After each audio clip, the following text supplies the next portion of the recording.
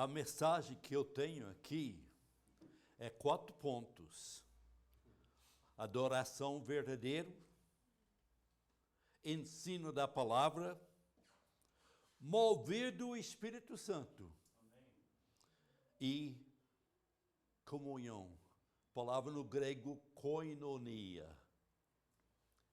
Irmãos, Deus está nascendo algo novo, está vinculando pessoas que eram desgarrados, desviados, pessoas feridos e ofendidos, para serem restaurados, para edificar o corpo de Cristo de uma maneira que nunca vimos antes.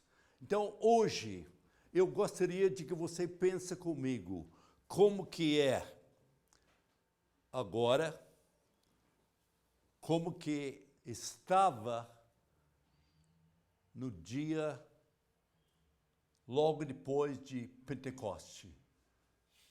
Coisas contadas no livro de Atos.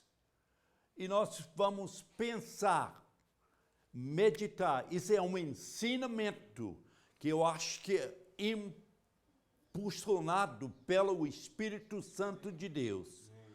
Que meu filho, o pastor Gary, estava tudo pronto para ver, mas fisicamente ele não podia. Eu falei, filho, pode contar comigo. E eu estou aqui para fazer o que eu posso.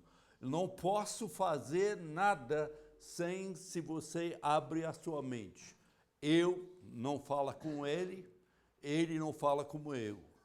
Cada um de nós não estamos aqui estabelecendo uma igreja dos americanos. Tem nada a ver. Eu tenho mais tempo no Brasil do que nos Estados Unidos. Então, nosso interesse é de ver a igreja nascendo, sendo seus músculos para colocar as trevas de fuga. Porque vocês sabem que as trevas é simplesmente a ausência de luz. E vocês são a luz do mundo. Nós temos poder para espantar, expulsar e fazer as trevas ir para longe. Então, o que é adoração? Alguns é um show. É quem toca mais bonito, que tem mais harmonia na voz. Mas será que isso é adoração? Que nós vamos examinar o que é adoração verdadeira. Naquela época, no livro de Atos, eles tinham músicos profissionais? Não. Eles tinham duplas ou quartetos cantando em harmonia. Pode espontaneamente ter acontecido, porque música é uma ciência, mas música é simplesmente uma muleta de fazer você poder efetivamente entrar na presença de Deus, de reconhecer a presença de Deus. Se depende de poder cantar em harmonia, eu estou fora. E se depende de mim, de manter o ritmo, estou fora. Sabe o que eu tenho que fazer? Não fala para ninguém, mas eu tenho que ver alguém que eu acho que está em ritmo e eu bati as palmas igual a ele. Vocês não fazem isso, né? Vocês estão... Mas tá, Mas, gente, o que eu estou dizendo, o que é adoração verdadeira? Não, é um tempo que eles cantam para a pessoa que estão chegando tarde, pode chegar antes da pregação. Será? Será que é? Mas, gente, adoração é algo que só acontece quando estamos reunidos? Ou você pode adorar a Deus a hora que quiser. Eu escolho de adorar Deus todos os dias e todas as épocas, todos os tempos de adorar Deus. Então, o que é isso? Então, vamos olhar. Livro de Atos, capítulo 2, versículo 42 a 47. Eu e Max estamos fazendo uns lives diariamente e ele combinou comigo de não somente ler os lives no português, mas está me ajudando nesse ensinamento hoje.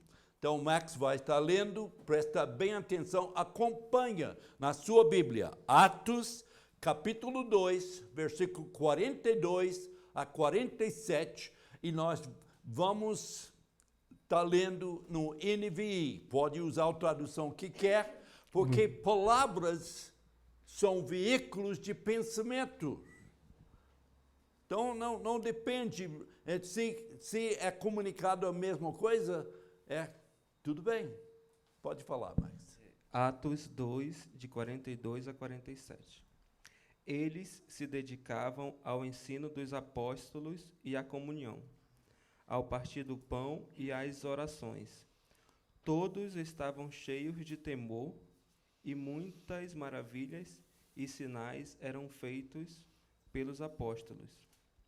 Os que criam mantinham-se unidos e tinham tudo em comum. Vendendo suas propriedades e bens, distribuíam a cada um conforme a sua necessidade. Todos os dias continuavam a reunir-se no pátio do templo, partiam o pão em casa e juntos participavam das refeições com alegria e sinceridade de coração, louvando a Deus e tendo a simpatia de todo o povo. E o Senhor lhes acrescentava diariamente os que iam sendo salvos. Que coisa!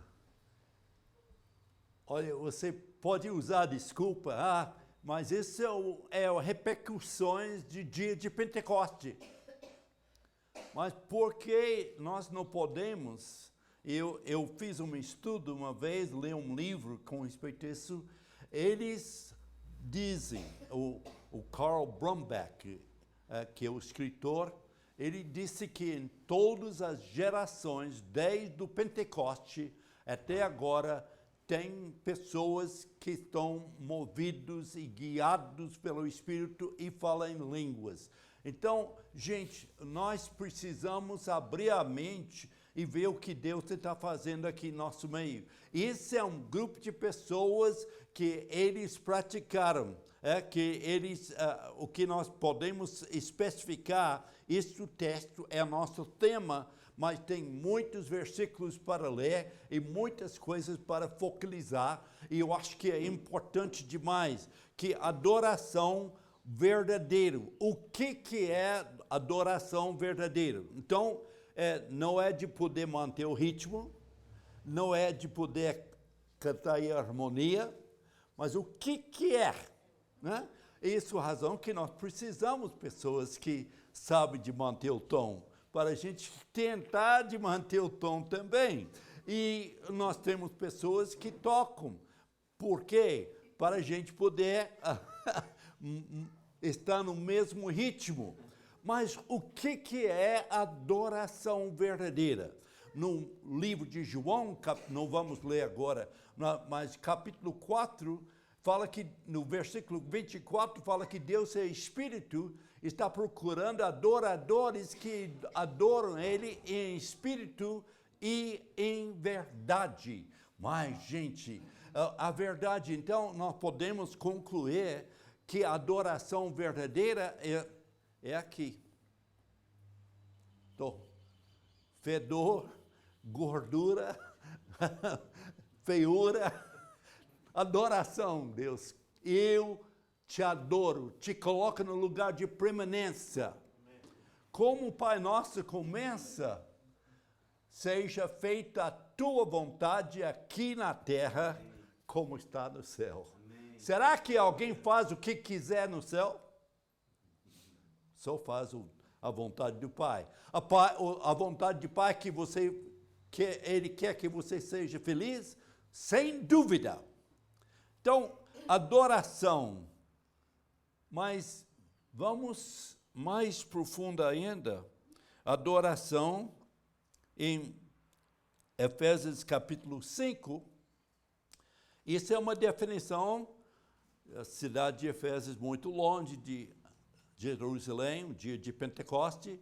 Paulo está dando instruções para as pessoas como devem andar.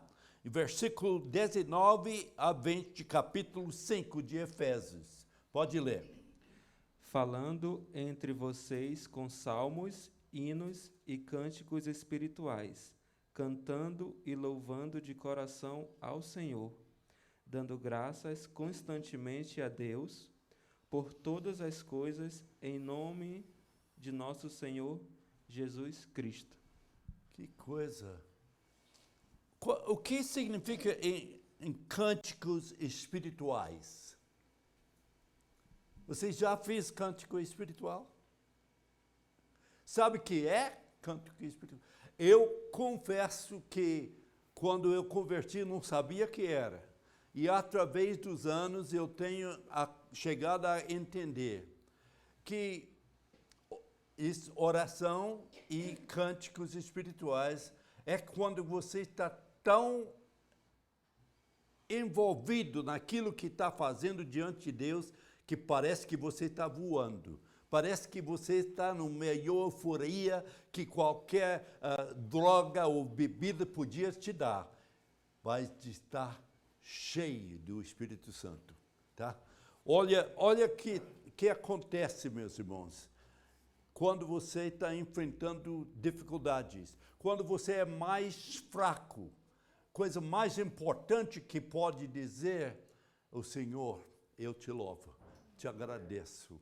E comece de agradecer a Deus, comece de repetir, comece de decorar, comece de faturar as coisas que têm acontecido na sua vida de tal maneira que você pode dizer, não, é Deus que está operando na minha vida. Uma contradição que eu tenho contemplado nesses dias é que é uma coisa que quando eu estou fraco, Ele é forte.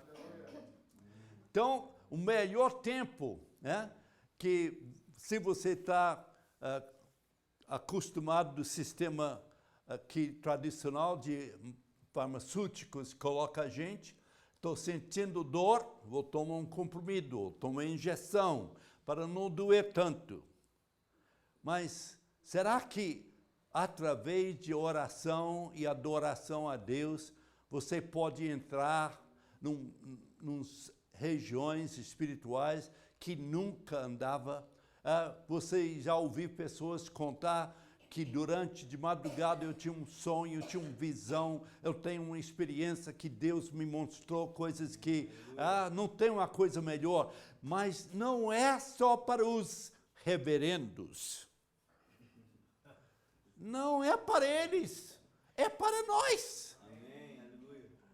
Glória a Deus. É Deus, é o plano de Deus, é o propósito de Deus que nós tenhamos contato direto com Ele. Então, mais um.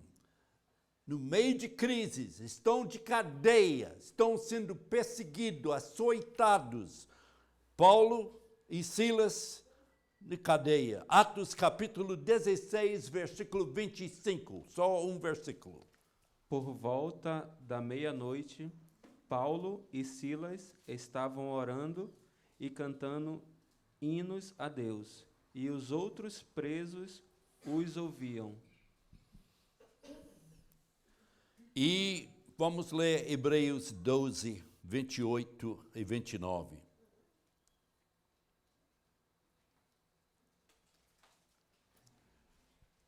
Imagina Paulo, quando podia estar chorando, por favor, não me dá, eu estou com fome. Cantando e louvando Deus. Quantos de vocês, quando nos piores momentos da sua vida, têm coragem que dizer, é bom demais, Deus está em controle. Eu louvo a Deus, eu agradeço a Deus. Pode ler. Hebreus 12, de 28 a 29.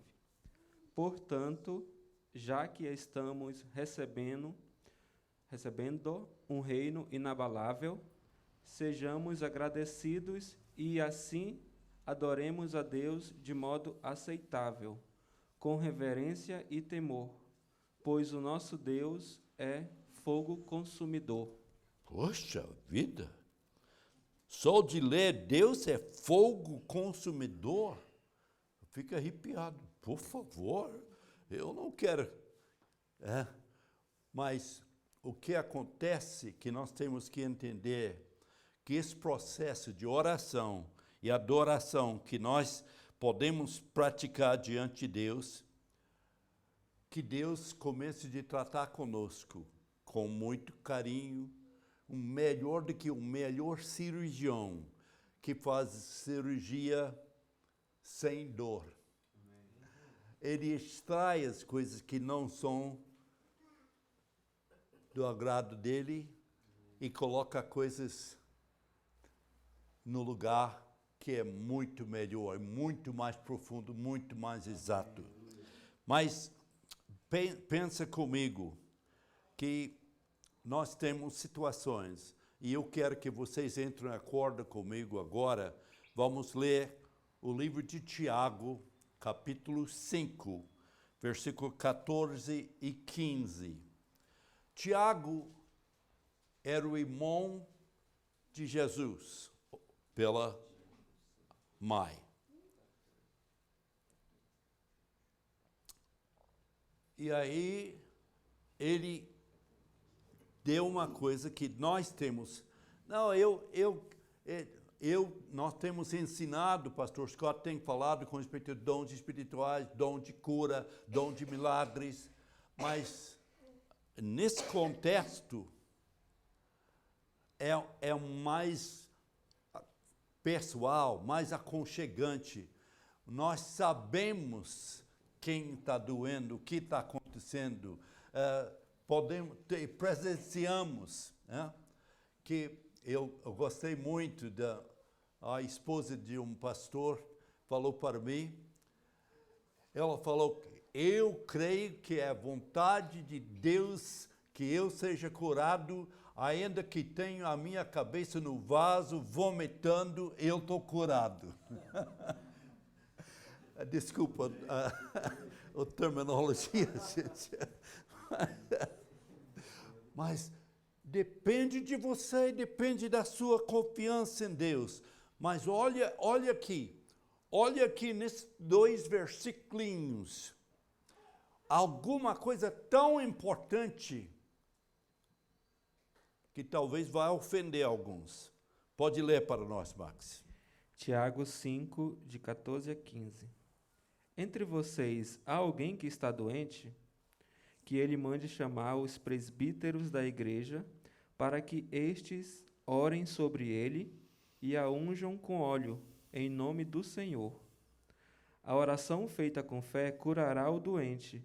O Senhor o levantará. E se houver cometido pecados, ele será perdoado. Eu sou membro da igreja. Eu cometi pecado? Eu não. Olha aqui. Está doente.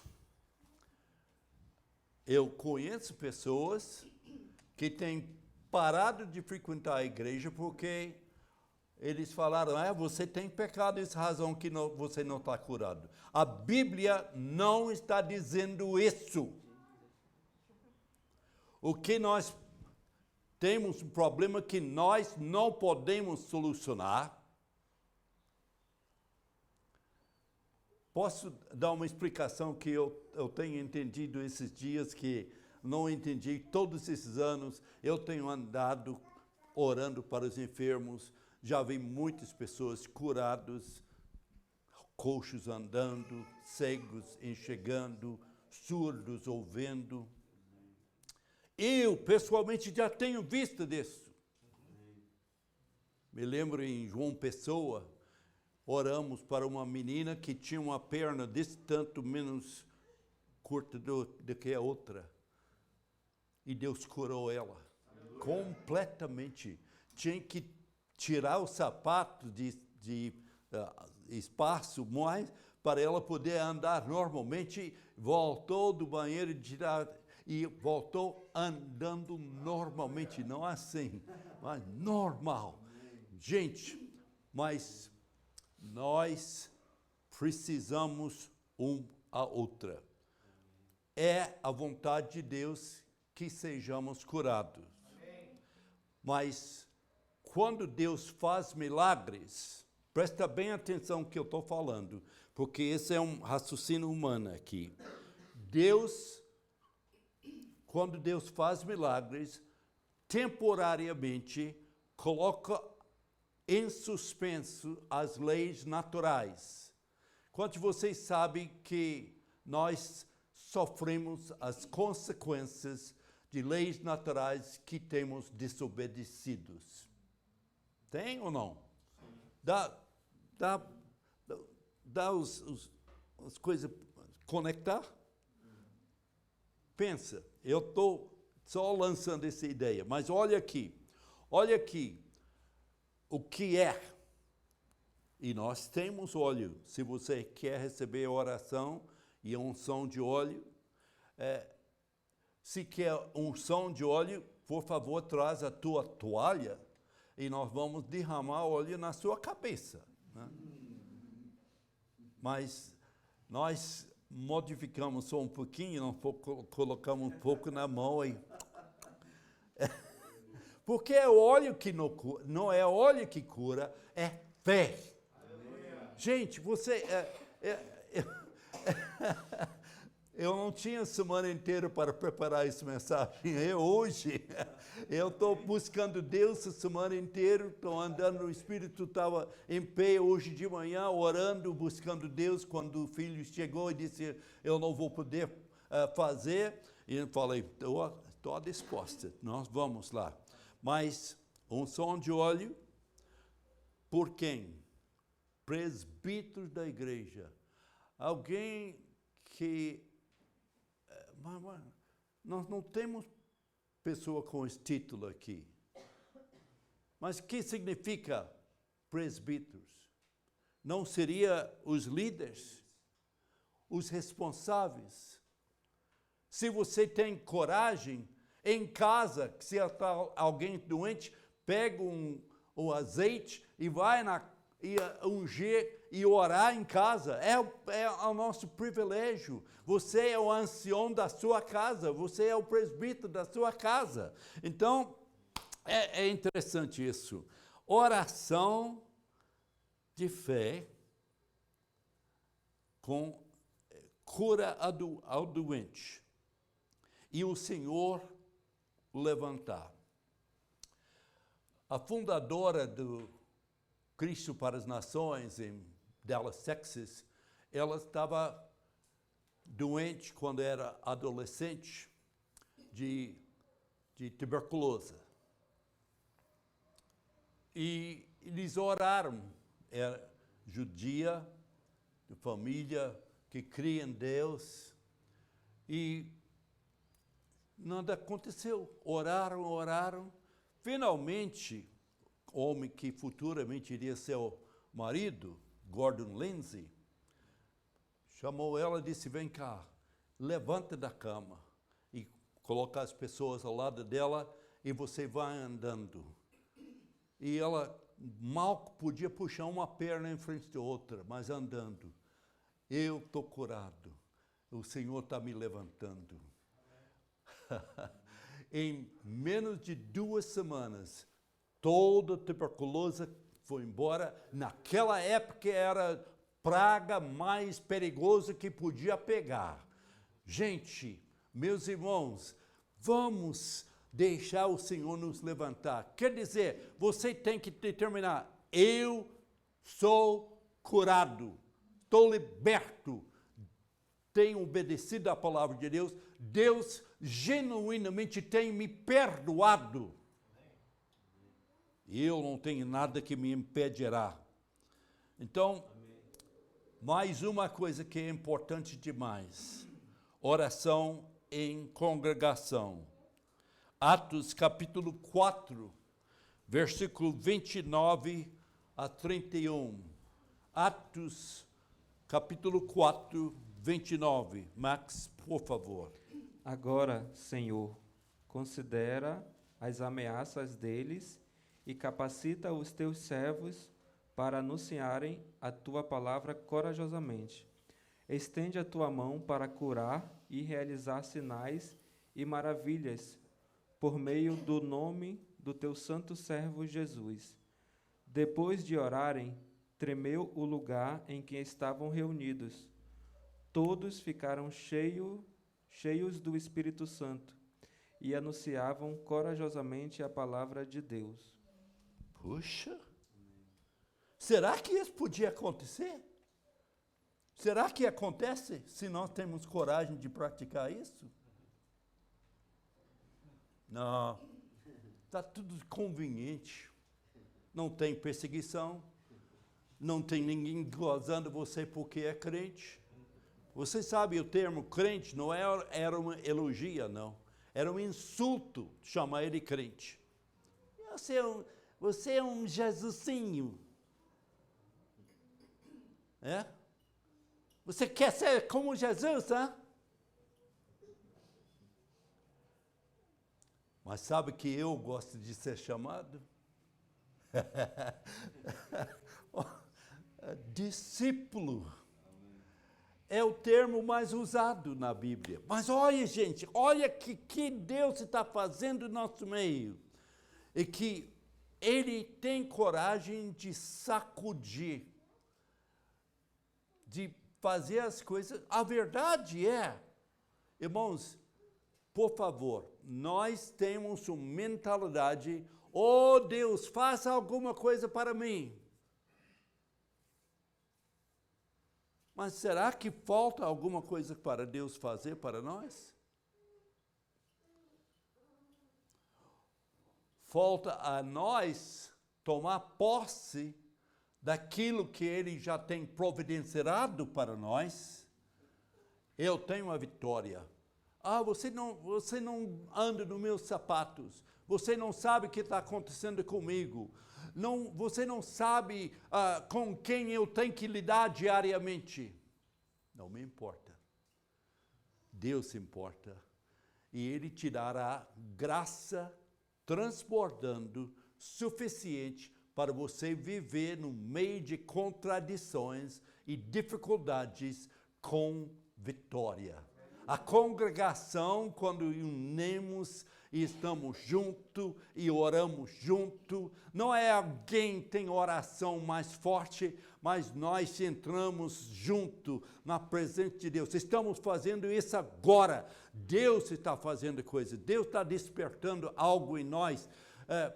Não importa quantas vezes você tem sido ofendido ou tem sofrido insultos e confrontações e menosprezando você por causa daquilo que você é. Não importa. Você é o querido de Deus. Ele importa de você. Ele valoriza você. Você não é um acidente. Aleluia! Agora, mais uma coisa que tem que acontecer na igreja constante. Olha, você pode ver que nós conduzimos coisas diferentes do que se alguém aqui não é convertido, sabe quem vai levá-los a ser convertido? É você. Eu não tenho poder para converter ninguém e eu não quero só pregar para fazer a pessoa aceitar Jesus. Só quer saber, quantos de vocês têm aceitado Jesus na reunião mais do que uma vez? Eu estou levantando os 10 dedos.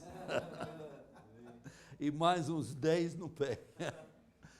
Então, gente, é um raciocínio errado. O que é? Ensinamento da palavra de Deus. Se, ouvindo esses versículos, é a primeira vez que você tem olhado na palavra de Deus, eu gostaria de incentivar você de mudar. Por sua conta, leia a Bíblia. Será que Deus tem que ter um cara que é teológico, que conhece o grego koiné, que ninguém fala, hebraico, e conhece até uns 50 nuances de palavras diferentes que nem no tradução é certo? Não, gente. A Bíblia é tão nítido, tão claro, que você pode entender. E quando tem entendimento, você anota. Quando não entendeu, coloca na cuca e diz, vou ser um bom ruminante. Sabe o que é o ruminante? Ovelhas, gados, bodes, eles comem e não é dirigido completo. Ele volta e mastiga de novo e engole de novo. E tem, às vezes, quando tem que, exatamente isso, de ser, ou como, de uma terminologia mais bonita, de ser um bom bereano. Mas eu não estou chamando vocês ruminantes, viu? Mas é importante que nós podemos realmente entender a palavra de Deus. Então, vamos ler uma série de versículos, Colossenses 3:16, Atos 11:25, Atos 18, 4 a 11. Pode ler, só nomeando onde está indo, pode ler tudo de uma vez. Colossenses 3:16. Habite ricamente em vocês a palavra de Cristo. Ensinem e aconselhem uns aos outros com toda a sabedoria e cantem salmos, hinos e cânticos espirituais, com gratidão a Deus em seu coração. Atos 18, de 4 a 11. 11. Atos 11 primeiro, 25 a 26.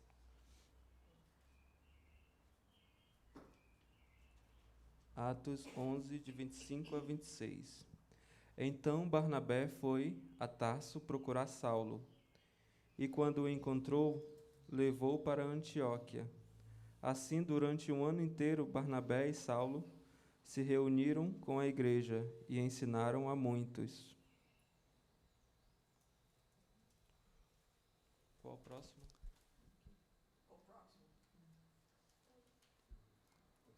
Em Antioquia, os discípulos foram pela primeira vez chamados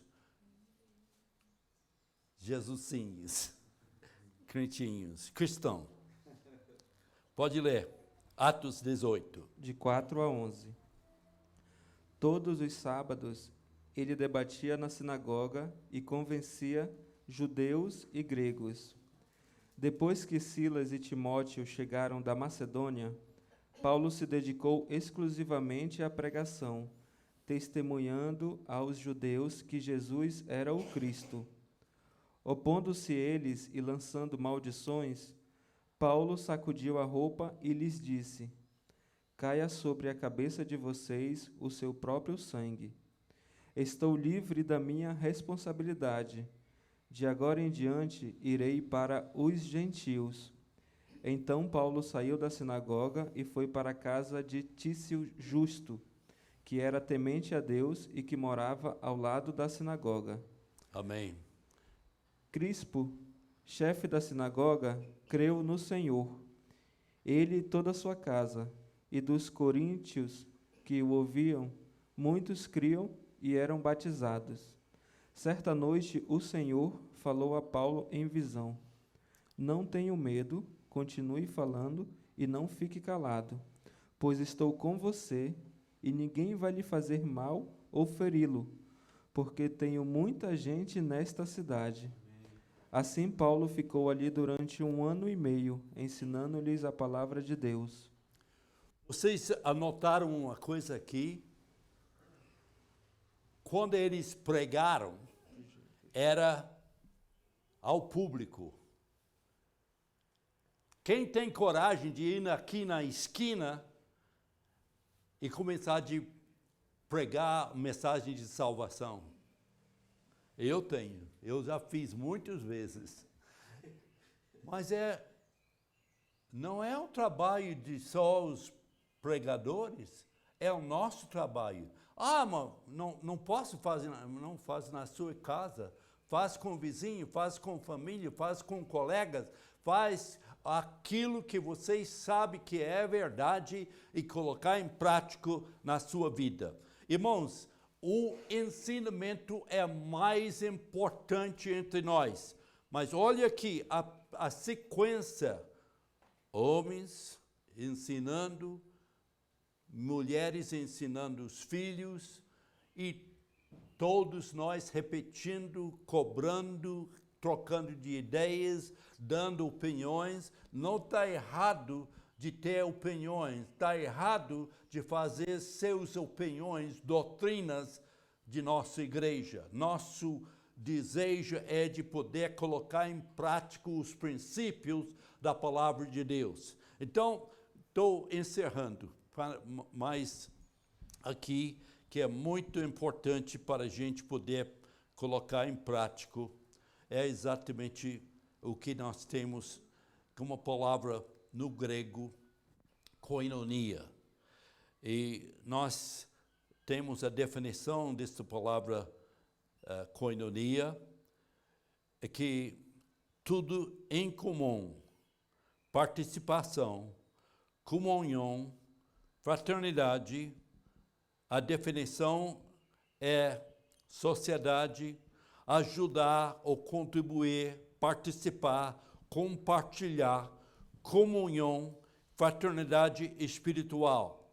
Então, onde acha essa palavra no grego? Eu só vou citar alguns, tem muitos lugares. Em Gálatas capítulo 2, versículo 9. Pode ler para nós, Max. Reconhecendo a graça que me fora concedida, Tiago, Pedro e João, tidos como colunas, estenderam a mão direto a mim e a Barnabé em sinal de comunhão. Eles concordaram em que devíamos nos dirigir aos gentios e eles aos circuncisos. Ok, olha aqui, comunhão no grego koiné é koinonia. Agora, eu tenho que confessar para vocês, eu tenho sido tão fascinado por essa palavra, quando eu pastoreava uma igreja em Belo Horizonte, eu coloquei o nome Igreja Evangélica Koinonia. Até que eu estava evangelizando uma senhora, ela me perguntou qual a igreja que é. É Igreja Evangélica Koinonia. Que seita oriental é isso?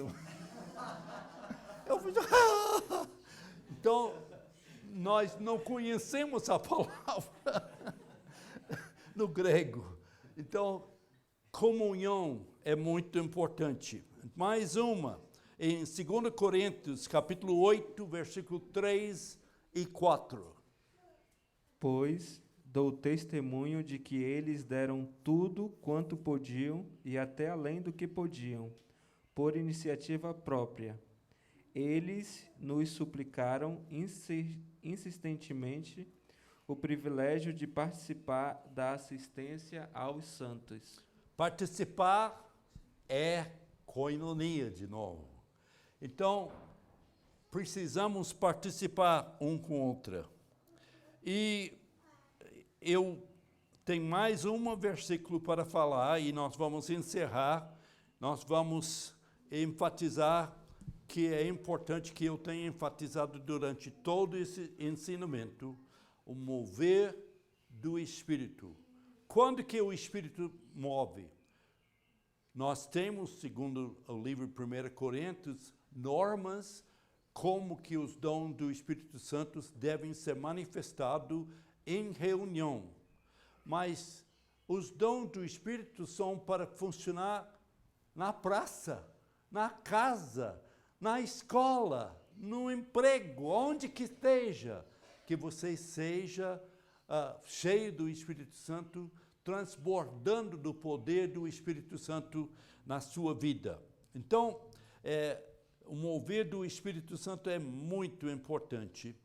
E em livro de Atos, capítulo 10, vamos ler de novo.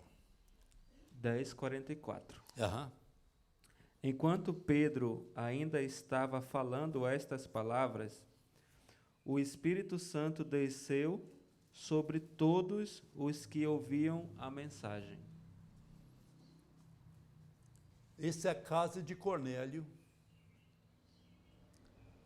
Eles eram gentios, e Pedro tinha que superar alguns fortes preconceitos que ele herdou dos seus pais contra os gentios. E agora ele presenciando o grande mover do Espírito Santo sobre os gentios pela primeira vez.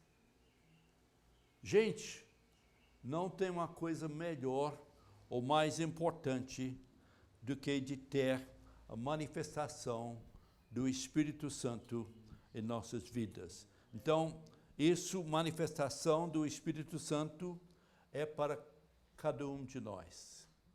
Nós vamos orar. Eu espero que eu tenha ensinado suficiente. Eu não vi ninguém dormindo até agora, vou parar antes que estão dormindo. E se você está querendo e precisando, e o Espírito Santo está tocando em você, eu convido você de tomar uma ação agora.